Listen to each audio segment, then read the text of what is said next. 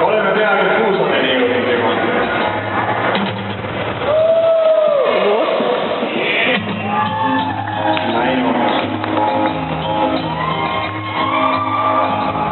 Käsi ei tohi siis maha panna. Mis mõttes seda läheb katki siin lausa meil käes?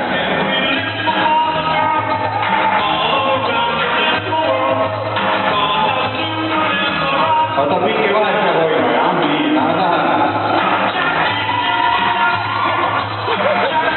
Ja siis üles terveks teha, kuule midagi.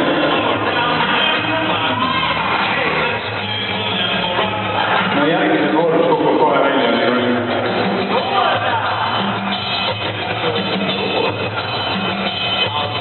Madalama.